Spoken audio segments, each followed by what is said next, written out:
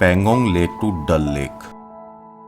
परसों खारदुंगला से आते आते हमें काफ़ी देर हो गई, इसीलिए हमने कल के दिन रेस्ट किया और आज निकल पड़े अपने अगले मेन डेस्टिनेशन पर। यस, आज हम काफ़ी एक्साइटेड हैं क्योंकि इस वक्त हम जा रहे हैं पैंगोंग लेक। चांगला क्रॉस करने के बाद रास्ते में हमें एक बाइकर ग्रुप मिला जिनकी एक बाइक ब्रेकडाउन थी, so we decided to help them.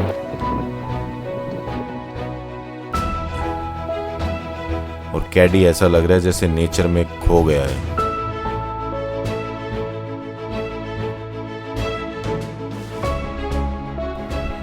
Truly mesmerising. चारों ओर ये सीनिक ब्यूटी देखकर सच में सपने जैसा लग रहा है।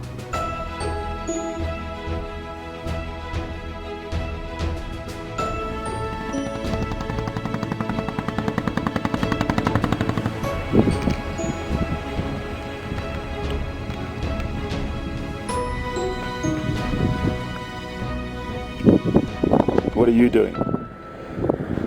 I'm just enjoying. I'm just trying to be present in this moment. Okay. What about you?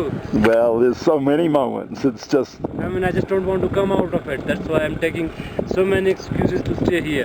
total overload of sensory, visual. This is the indulgence of a great quality moment of the environment.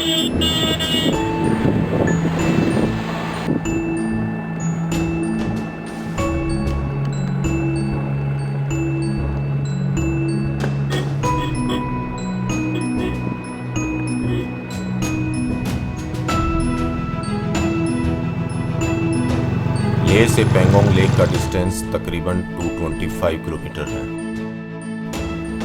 रास्ते में काफ़ी off-roading है, इसलिए motorcycle पर सुबह के निकले शाम तक पहुंच पाते हैं।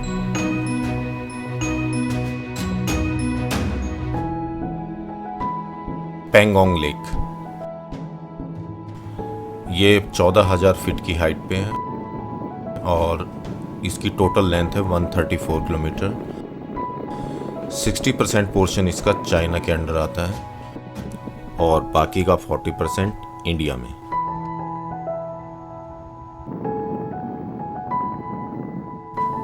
इसकी मैक्सिमम विड्थ 5 किलोमीटर है और गहराई है अप्रोक्सीमेट 100 मीटर।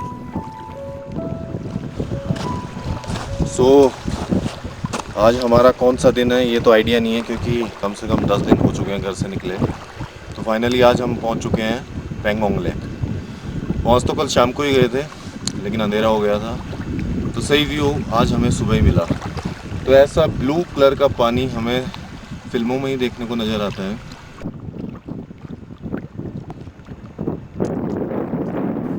लेक का पानी इतना ज़्यादा साफ है कि नीचे पड़े कंकर साफ देखे जा सकते हैं।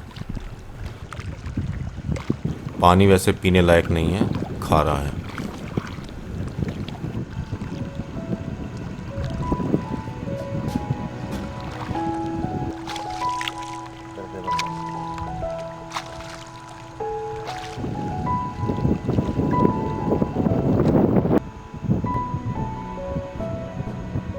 यहाँ इतनी ज़्यादा शांति है कि हम अपने दिल की धड़कन तक सुन सकते हैं। जॉन और कैडी स्नान कर चुके हैं और अब मेरी बारी है। कुछ देर टाइम स्पेंड करने के बाद हमने अपना टेंट डिसमेंटल किया, पैकिंग की और यहाँ से निकल पड़े। John, minimum 5,000 photos.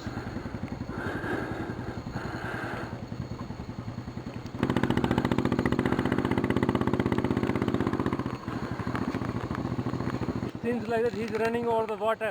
Yes.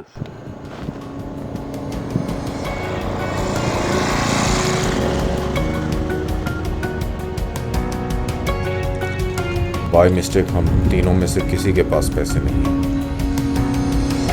So according to the plan चाय पीने के लिए हम थोड़ी देर चांगला रुके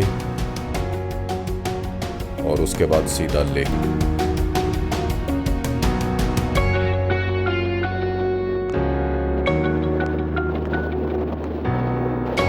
This is the point where संस्कार रिवर इंडस रिवर में आके मिलती है।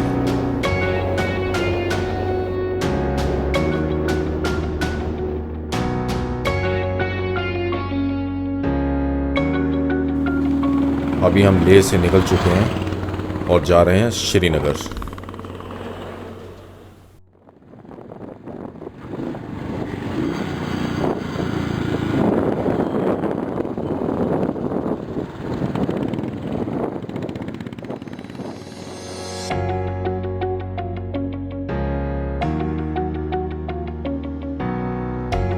इस वक्त हम खड़े हैं गुरुद्वारा पत्थर साहिब के सामने, जो कि गुरु नानक देव जी को समर्पित है। ये तकरीबन 12,000 फीट की हाइट पे है और लेह से इसका डिस्टेंस है 23 kilometre. Finally, we left the Leh this afternoon, and on this national highway 1, Leh to Srinagar, we are going towards Kargil. Probably the step will be there, and here we are standing at the Gurdwara Patthar Sahib. It has its own history, which you will read in the documentary and listen to it also.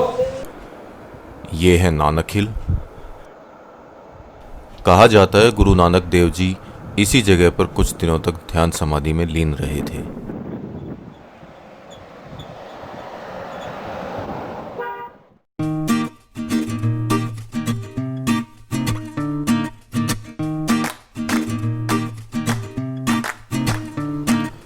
अगर compare करें मनाली के रास्ते से तो श्रीनगर वाला रास्ता ज़्यादा साफ है, I mean बिना गड्ढों का। ये इस रास्ते पर पहला विलेज है, नाम तो पता नहीं पर घर काफ़ी अच्छे हैं और इनकी बनावट देख के अंदाज़ा लगाया जा सकता है कि यहाँ बुद्धिस्ट लोग रहते हैं। आसपास के सूखे पहाड़ों के बीच गाँव में खड़े ये हरे भरे पेड़ काफ़ी सुकून देते हैं। यहाँ लेफ्ट साइड में जो ढलान है, यहाँ काफ़ी ग्रीनरी नज़र आ रही है। आगे चल के देखते हैं क्या है। मेरा अंदाज़ा सही निकला, ये इन गांव वालों के खेत है।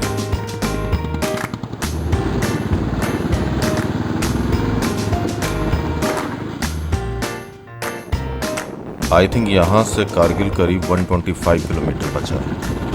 अगर आज हम शाम तक कारगिल पहुँच जाएं तो कल दोपहर तक जोजिला पास आराम से क्रॉस कर सकते हैं। ओह गॉड, सामने दो रास्ते हैं, कोई साइन बोर्ड भी नज़र नहीं आ रहा। आई थिंक लेफ्ट वाला ही कारगिल को जा रहा होगा।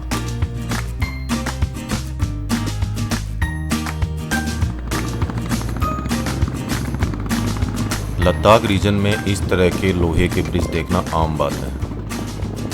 ये आर्मी द्वारा बनाए जाते हैं और इनमें कम लागत लगती है और काफ़ी मजबूत होते हैं। रोड एकदम नया है, लगता है आज कल में ही बना है।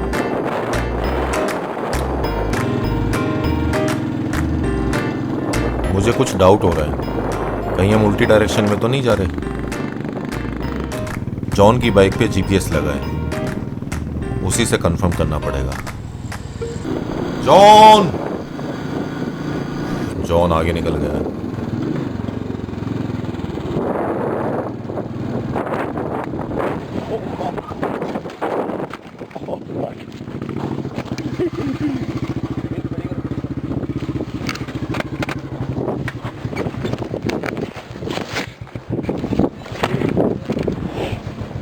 What guard? Yeah. You get hurt somewhere? No? Sure? Yeah. Check it once. No, not like that. You're the pehla guard.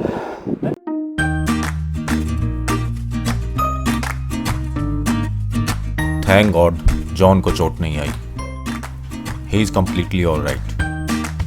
GPS check करके पता चला हम वाकई गलत रास्ते पर थे, लेकिन अब हम बिल्कुल ठीक रास्ते पर हैं।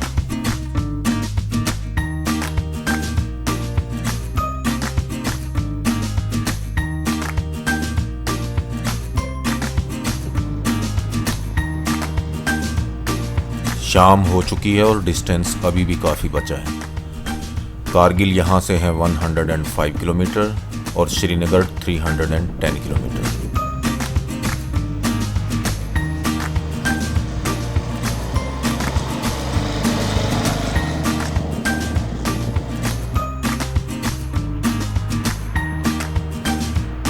इन सूखे पहाड़ों के बीच जहाँ भी ऐसी ग्रीनरी नज़र आती है उसका मतलब है कि वहाँ कोई ना कोई गांव या कस्बा है जहाँ लोग रहते हैं।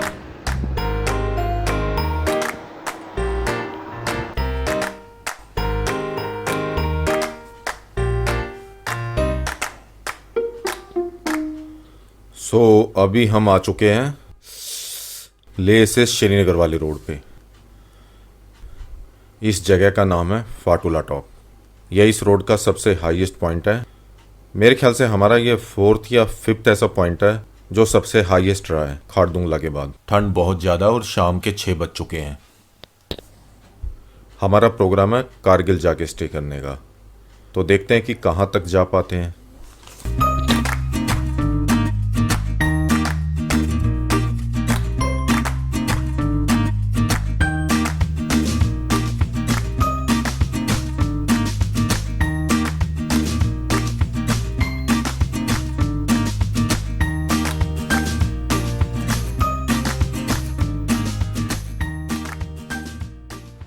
This is our bike, and behind this bike is John's bike. It already has a electronic alarm. Somebody touches it, try to rob us, he will be captured. You can see this is a abandoned canteen. It has been written over there. As you can see, this place is, and you see our tent is there. John and Dheeraj are inside the tent. We didn't find any place in Kargil city.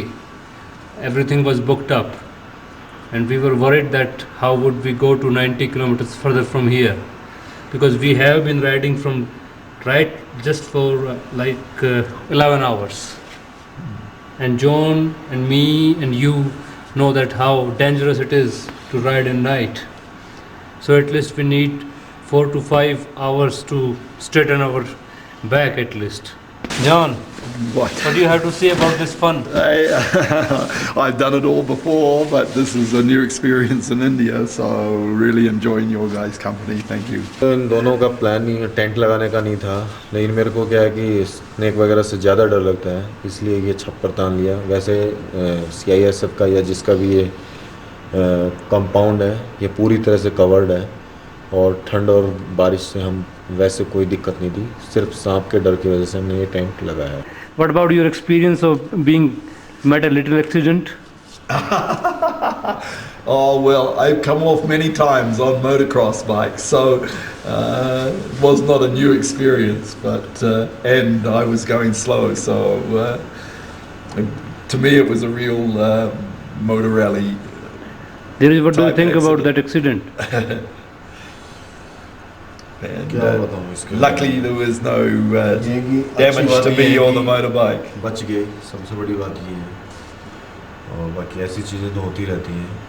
बाकी इन्होंने पूरा precaution लिया था, knee pad वगैरह, elbow pad, तो वैसा कोई बड़ी वाली बात नहीं थी। तो good night. Good night.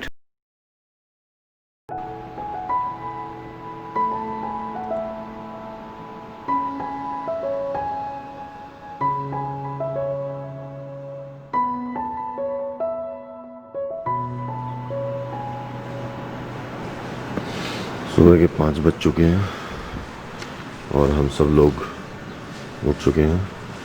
Qadir अपना बैग समेट रहा है और यहाँ से निकलेंगे हम लोग द्रास के लिए। Good morning, Noel. Cargill. Hey, what a great view this morning. Rushing river, high mountains, another day's adventure. Dras है यहाँ से 52 किलोमीटर। आई होप 1 घंटे में हम द्रास पहुँच जाएंगे।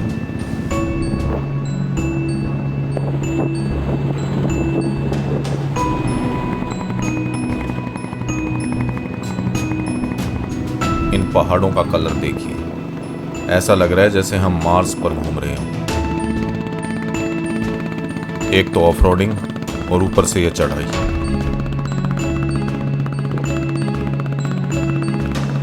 लगता है क्लच प्लेट फिर से गई।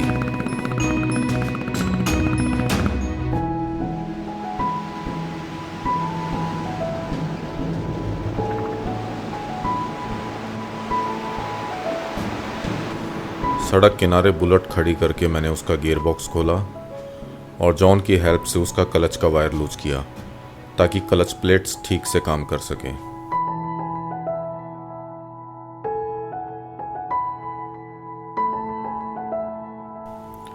और थोड़ी देर बाद हम पहुंचे द्रास और यहाँ राइट साइड में है टाइगर हिल। टाइगर हिल व्यू के पास ही हमने थोड़ी देर रेस्ट किया और चाय पी, साथ ही बातें की यहाँ के लोकल से कारगिल वॉर के बारे में।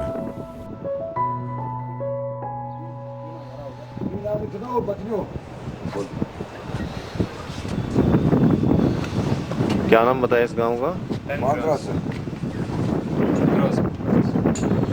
उसके बाद से नॉर्मल रहा सब कुछ, उसके बाद कोई गड़बड़ नहीं करी। उसके बाद कोई गांव में सबसे पहले गांव में किस वक्त पता चला कि भाई अब ये ऐसा मिस हैपनिंग हो गई है? ये चला सर 13 अप्रैल को स्टार्ट हो गया था, 17 को चला 5 दिन बाद। 5 दिन बाद डिजास्टर ज़्यादा ही हो गया, ज़्यादा हुई डिजास्टर बहुत। लेकिन एक बात तो है, लड़ाई कितनी मुश्किल रही होगी, नीचे से लड़ना और वो ऊपर बैठे। ये लड़ाई लड़ी ना सर कम से कम अप्रैल से 26 जुलाई तक, फिर 2 अक्टूबर तक। 2 अक्टूबर तक चलती 2 रही। अक्टूबर तक चलती रही कुछ पॉजिटिव है। तो कितने महीने हो गए? 2 अक्टूबर में समझिए ये लास्ट हो गया। अच्छा, जबकि लोगों को बताया गया कि 26 जुलाई तक। 26 जुलाई को तो सिर्फ एक पहुंच गया था जो टाइगर हिल का। टाइगर हिल को जितनी है। हाँ। कारगिल एरिया क्रॉस करने के बाद अब हम जा रहे हैं जोजिला पास की ओर। जैसा कि आप देख रहे हैं रास्ता काफी खराब है। आई थिंक कोई नया रोड बन रहा है। जोजिला पास की हाइट है 11,575 फीट और नेशनल हाईवे 1 का यह सबसे दुर्गम एरिया माना जाता है। वाह क्या नज़ारा है, ब्यूटीफुल। जोजिला क्रॉस करने के बाद आता है कैप्टन मोड और उसके बाद बालटाल। पवित्र अमरनाथ की यात्रा यहीं से शुरू होती है। सोनमर्ग में हमने हल्का स्नैक्स लिया और फिर निकल लिए श्रीनगर के लिए। श्रीनगर यहाँ से बचा है 75 kilometre. I think within 2 hour हम लोग श्रीनगर में होंगे। सड़क के दोनों ओर ऊंचे दरख्त और आसपास घनी हरियाली, मतलब अब हम घाटी में दस्तक दे चुके हैं। Yes, we are in Kashmir valley.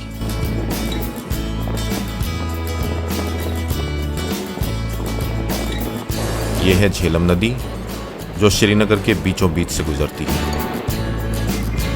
और फाइनली हम आ पहुंचे श्रीनगर। जॉन का और हमारा साथी यहीं तक था। जॉन निकल गए जम्मू और हम रुक गए यहीं यात्री भवन में। यह है यात्री भवन। आज की हमारी बुकिंग इसी होटल में है। और थोड़ा रेस्ट करने के बाद हम निकल पड़े बाजार की ओर। किसी भी शहर का बाजार वहां के कल्चर को रिफ्लेक्ट करता है। ये डल लेक का स्टार्टिंग पॉइंट है। यहाँ से हमारा होटल ज़्यादा दूर नहीं है। हमारी तरह ही हर टूरिस्ट की कोशिश रहती है डल लेक के आसपास रहने की, क्योंकि ये लेक है ही इतनी खूबसूरत।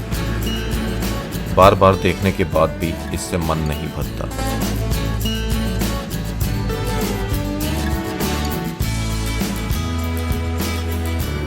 लेक के साथ साथ बहुत सुंदर रोड बना है जो सफर को और भी सुहावना बना देता है। फिलहाल हम जा रहे हैं निशांत गार्डन। श्रीनगर के सभी फेमस गार्डन इसी रास्ते पर पड़ते हैं। वैसे तो निशांत गार्डन हमारे होटल से 5 से 6 किलोमीटर है, पर डल लेक की खूबसूरती देखते देखते हम कब गार्डन तक पहुंच गए पता ही नहीं चला। हमने अपनी बाइक पार्किंग में खड़ी की और टिकट लेके आ गए निशात बाग के अंदर। इसकी लोकेशन लाजवाब है। एक तरफ डल लेक है तो दूसरी तरफ हरे भरे पहाड़।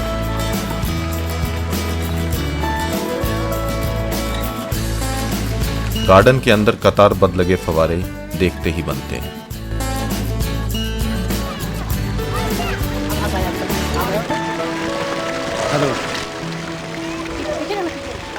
9 तारीख के 1 बजे हम यहाँ श्रीनगर मुगल गार्डन के जस्ट जस्ट पीछे डल लेक है। और ये Mughal garden heritage Mughal garden बोला जाता है। निशात नामक जगह पर स्थित है ये। लोगों का काफ़ी हजूम आया हुआ है, आप देख रहे हैं। काफ़ी अच्छा टूरिस्ट स्पॉट है। मैंने पहली बार देखी है इतनी बड़ी लेक। हमने सुखना लेक देखा है चंडीगढ़ का, हमने उसके बाद माउंट आबू का लेक देखा है, लक्की लेक, और उसके बाद ये लेक, उसके बाद नैनीताल का लेक देखा है। लेकिन ये लेक सबसे बड़ा है और सबसे हसीन भी है। निशात बाग का इतिहास काफ़ी पुराना है। यह मुगल काल में 1633 ईस्वी में बनकर तैयार हुआ, इसीलिए इसे मुगल गार्डन भी कहते हैं। और यह लगभग 46 एकड़ में फैला हुआ है। करीबन 8, 9, 10 दिन के बाद आज थोड़े से हम लग रहे होंगे कि नहा धो के आए हुए। काफ़ी अच्छा महसूस हो रहा है। लोगों की भीड़ आप देख रहे हैं। लोगों की भीड़ के हिसाब से इतनी भीड़ मैंने ताजमहल पर देखी है। और ये देख रहे हैं कि इसमें खास चीज़ ये है कि इस गार्डन के साथ में कुछ पहाड़ है और काफ़ी लंबा है ये गार्डन।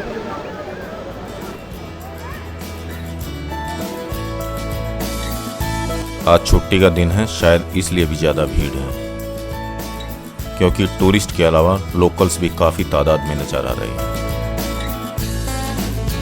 बड़े हों या बच्चे, मस्ती का आलम यहाँ सब तरफ देखने को मिल जाएगा।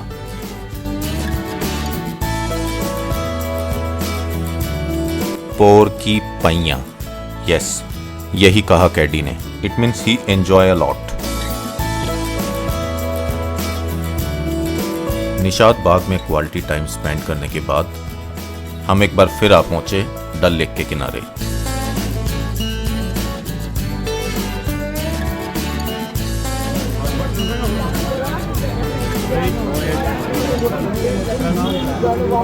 तो अभी हम आ चुके हैं डल लेक के किनारे। इससे पहले मुगल गार्डन गए, काफ़ी अच्छा रहा वहाँ पे। अभी आप देख रहे हैं कि शिकारे पे लोग जा रहे हैं और यहीं से थोड़ा डिस्टेंस पे यहाँ पे हाउस बोट नज़र आ रहा है। यहाँ के अपने अपने चार्जेस हैं। शिकारे का रेट यहाँ से मेरे ख्याल से गवर्नमेंट ने डिसाइड किया हुआ है। 1 घंटे का 300 रुपये और हाफ एन आवर का 1 घंटे से ठीक ठाक।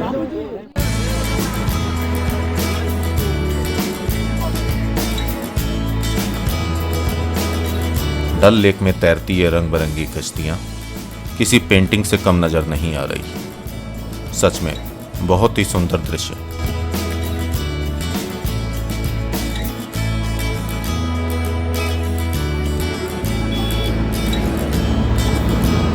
As you can see, I am sitting at the banks of popular and world famous Dal Lake. This is huge, beautiful, and we have known this lake since our childhood through the Bollywood movies. As you can see, what we have noticed is about these houseboats over there. These houseboats are mostly standing. I have not seen any houseboat moving in the water. Houseboats are basically standing and working as a guest houses instead of moving in the water. We have been on the another bank of Dal Lake, which is quite far from here. And that's all dirty also. There's a lot of weeds in the water.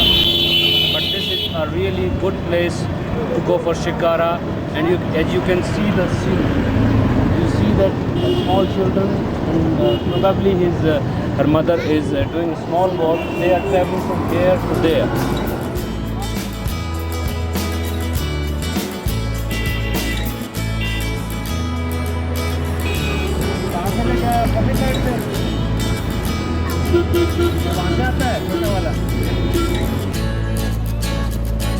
इससे पहले ऐसा नज़ारा हमने सिर्फ calendars में ही देखा था। कितने पैसे लोगे? कितने पैसे? और बाजार दिखाएगा। पैसे कितने लेगा? वैसे प्रोग्राम तो नहीं था हमारा झील में आने का, लेकिन इस लड़के ने, क्या नाम है आपका? फिरोज़ ने बोला कि मैं आपको 50 रुपये में घुमा दूंगा। तो फिर हमने सोचा कि चलो यार, बच्चे ने बोला है तो चलो घूम लिया जाए। तो इसकी खुशी के लिए हम आए हैं। अदरवाइज़ हम नैनीताल और पता नहीं कहाँ की झीलों में घूम चुके हैं।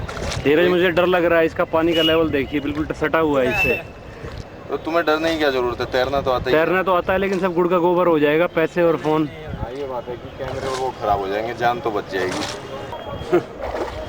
बड़ा अजीब सा भी लग रहा है पानी के अंदर से सांप की तरह तैरते हुए। और ये लड़का बड़ा अच्छा स्माइलिंग क्यूट फेस है इसका, ये पता नहीं हमें कहाँ ले जाकर डुबोएगा। पानी देख रहे हैं इसे काफ़ी रुका हुआ, काफ़ी मटमैला सा पानी है और काफ़ी इसके अंदर पौधे उगे हुए अंदर से। तुम कहाँ रहते हो? मैं रहता हूँ नेहरू पार्क के यहाँ। इस बोट प्लेस में रहते हो तुम? हाँ तुम लोग सब इसमें रहते हो? इसे कोई बुक नहीं? हाँ बैठा बैठा ऐसे बैठा। बढ़िया एक्सपेरिमेंट मत करो।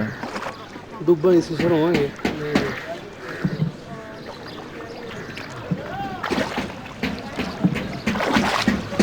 एक बार इसमें मिल्टन आए थे अच्छा और फिर फायरिंग हुई थी अच्छा। और मिल्टन मारे गए सब। हाँ एक भाग गया, एक भाग गया। कैसे कैसे आए थे? वहाँ से आए थे दुकान के पीछे से।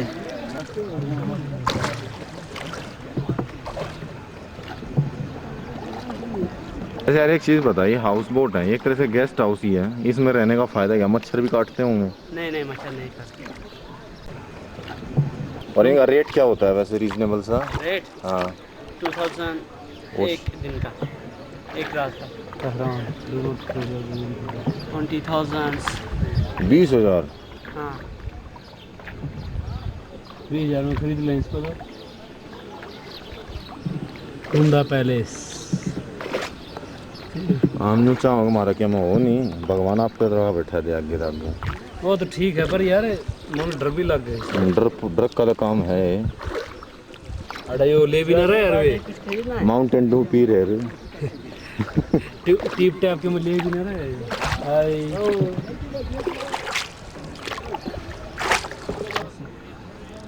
हाय ये तेरा वाला 50,000 का है? हाँ ये छोटा सा? हाँ। क्यों ये इसमें से क्या है 50,000 का?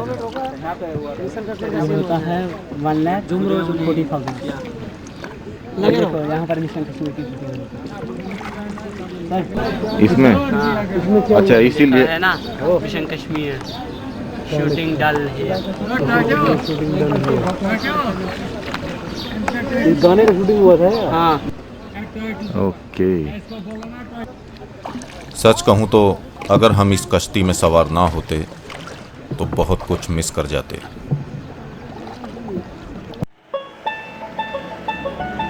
पैंगोंग लेक से डल लेक की हमारी ये यात्रा यहाँ पूरी होती है। आगे का हमारा सफ़र जारी रहेगा। धन्यवाद। जय हिंद।